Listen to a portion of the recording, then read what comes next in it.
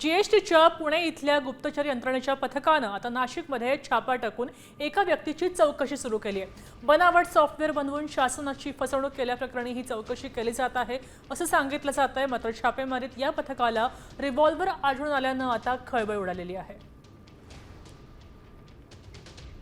इथला आढावा घेतलाय आमचे प्रतिनिधी अभिजित सोनावणे यांनी। पाहूयात काय सांगतायत।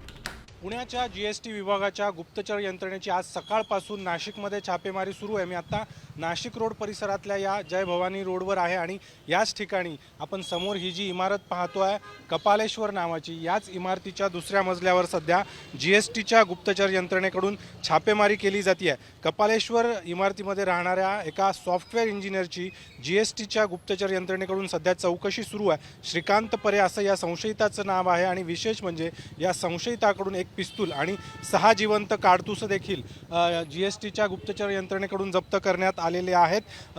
ही कारवाई नेमकी कशा संदर्भातली आहे याची सध्या माहिती मिळू शकत नसली तरी देखील संशयिताकडून बनावट सॉफ्टवेअरद्वारे शासनाची फसवणूक केली जात होती आणि याच संशयावरून जीएसटी विभागाकडून ही सगळी कारवाई सुरू असल्याची सूत्रांची माहिती आहे। आज सकाळी साधारणपणे 7 वाजेच्या सुमारास पुण्याच्या जीएसटीच्या गुप्तचर यंत्रणेचे पथक अधिकारी या ठिकाणी दाखल झालेले आहेत। कॅमेरामन प्रवीण काळबांडेसह अभिजित सोनवणे, साम टीव्ही, नाशिक।